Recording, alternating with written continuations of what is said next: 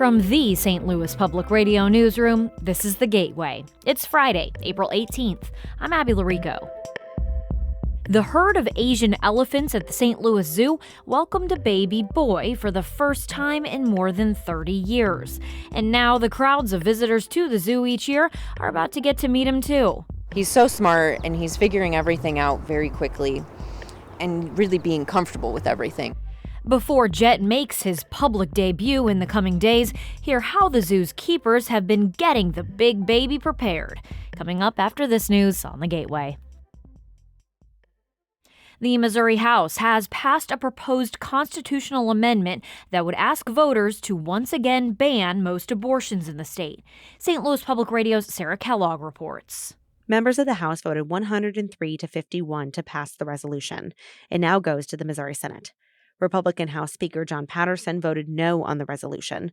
Speaking after his vote, he said it was something his district in Lee Summit would not support. However, he also said advancing this proposed amendment is a part of the democratic process. The people that disagree with Amendment 3 also have the opportunity to have their voices heard, and taking it to the vote of the people, I think, honors that. Patterson said something he wants the Senate to discuss on the resolution is the 12-week limit for abortions in cases of rape or incest. He believes that limit could be too strict. In Jefferson City, I'm Sarah Kellogg, St. Louis Public Radio.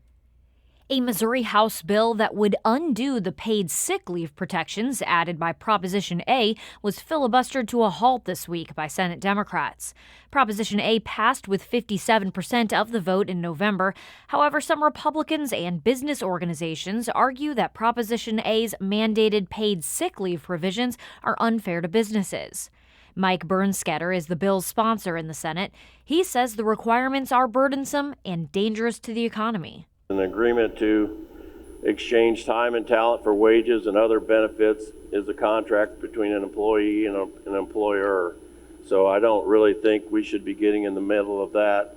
During the 9-hour filibuster that ended yesterday morning, Democratic senators emphasized that Prop A passed in Republican-held districts as well as Democrat-held ones. Proposition A made a change to state statute. That means legislators can change it back without approval from voters. If the Senate takes up the bill again and makes changes, it will need to go back to the House for final approval. A bipartisan measure called Larry's Law is making its way through the Missouri legislature. Advocates say it could help prevent violent tragedies in prisons. St. Louis Public Radio's Lucretia Wembley has more. Larry Miller was stabbed to death in 2014 while in custody at the Crossroads Correctional Center in Cameron, Missouri. Guards at the prison weren't around when the incident happened, but Larry's Law would create independent prison oversight in an effort to prevent cases like his. His sister, Maria Miller of St. Louis, says she's been fighting for justice for her brother and other prisoners for over 10 years. I don't just fight for what happened with my brother, now I fight for the lives and second well-being of public. I wanted the Missouri Department of Corrections to be forever changed. We cannot bring Larry back. This is the 5th straight year the bill has been introduced. It finally passed out of the Senate Judiciary Committee earlier this month and now moves to the full Senate. I'm Lucretia Wembley, St. Louis Public Radio. St. Louis police have arrested a former sheriff's deputy for allegedly sexually assaulting a detainee at the city jail. James Short was charged yesterday with sexual conduct in the course of public duty by the St. Louis Circuit Attorney's Office. Circuit Attorney Gabe Gore says Short allegedly, quote, engaged in conduct that would constitute an abuse of authority and a violation of the public's trust. A St. Louis Sheriff's Office spokesperson says Short was immediately terminated after they learned of the alleged incident at the jail back in January.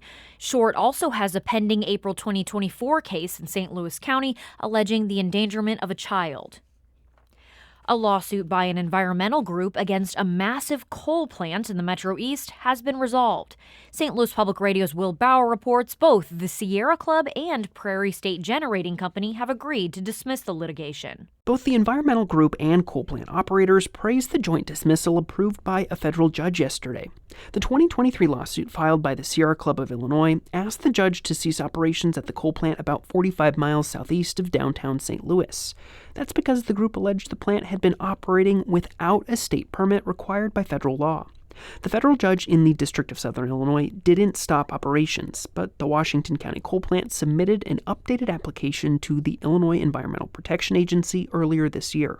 In a statement, a Prairie State spokeswoman described the lawsuit as frivolous and says it lacked merit. A Sierra Club staff attorney says she hopes the Illinois EPA enforces the most stringent permit to closely monitor and limit pollution.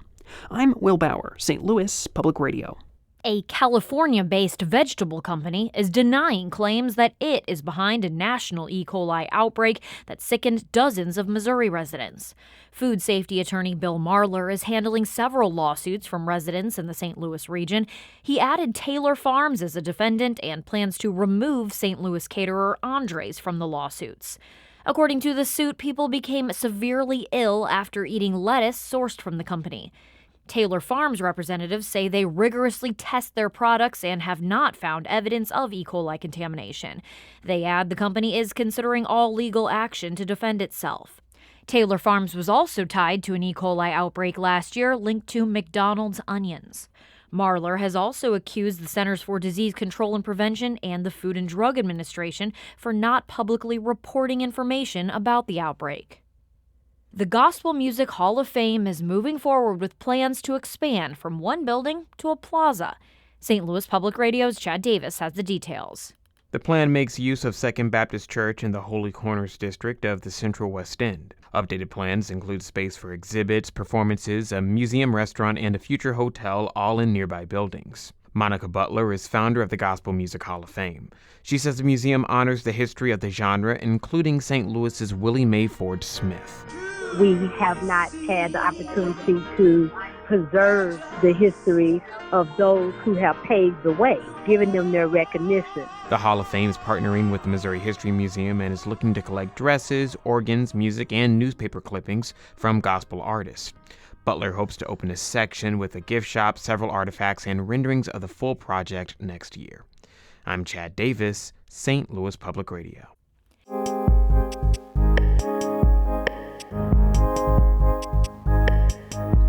The Asian elephant born at the St. Louis Zoo last fall is preparing to meet the public.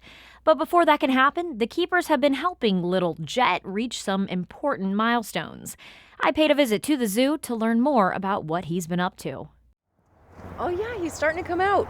Even baby steps are big strides when it's a 4-month-old, 500-pound Asian elephant. Wait till he gets up close. He's got this little tuft of hair that's just adorable. Bounding, bouncy baby Jet is just happy to say hello. He was up and moving and just exploring everything from the moment he was born, really. That's Katie Sipra, a keeper at River's Edge at the St. Louis Zoo. Her job involves a lot of time with the calf. You walk into the barn and he walks right up to you. He'll walk up to the mesh and he'll stick his little trunk through and be like, hello, good morning. And if a toddler's job is to discover the world around them, then Jet is becoming a pro, learning his way around the various habitats at the zoo, engaging with others in his herd, even figuring out how to play with toys. He will go headlong or like face first into anything. He is a brave little guy. A little guy born at the zoo, just like his mother Jade and his grandfather Raja. And that comes with some unique baby benchmarks, like acclimating to the sounds of city life. Listen closely to the chugging of the Zoo Line Railroad, and you can hear him gently nursing on Jade. He nurses potentially every half hour, especially like during the night. It's about every half hour. Jade could use more sleep, I think. He's also learning to respond to verbal commands from his skilled care team. The training that we do, not only with Jet, but with all of our elephants, is just to make sure that they're healthy and maintaining that health. Human toddlers work on their fine motor skills, using their little hands and reaching for their itty feet. Jet's been busy developing those skills too, just with his trunk, an appendage that has as many muscles as a human's entire body. He's using his little trunk to pick up the fruit. He's gotten so much better. That's been one of my favorite things to watch.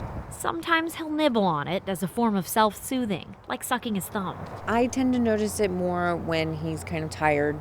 He'll put his little trunk in his mouth and just start sucking his own trunk. During our visit, Jet spared us the sight of seeing him snack on what Sipra calls one of his favorite delicacies. Poop. Baby elephants will naturally eat their mother's poop or poop from other elephants in the herd. Once he eats that, it gets into his system, and that's really a part of keeping him healthy, is eating the poop.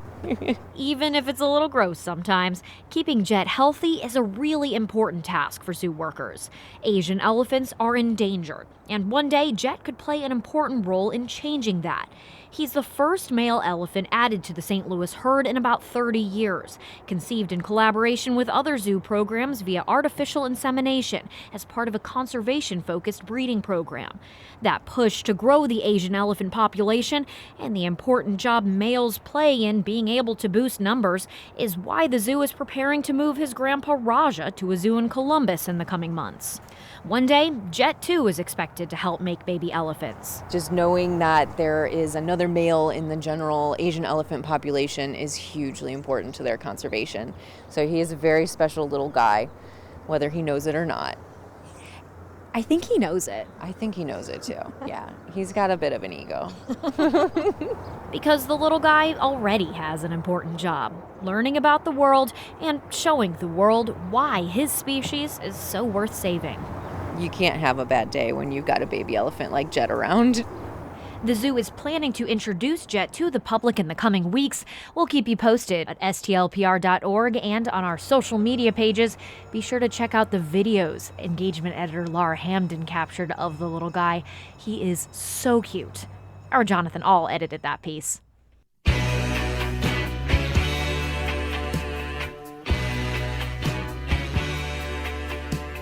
The Gateway is a production of St. Louis Public Radio, a listener-supported service of the University of Missouri-St. Louis. Theme music is by Ryan McNeely of Adult Fur, because it's Friday and you know this elephant rocks. This is Jet by Paul McCartney and Wings.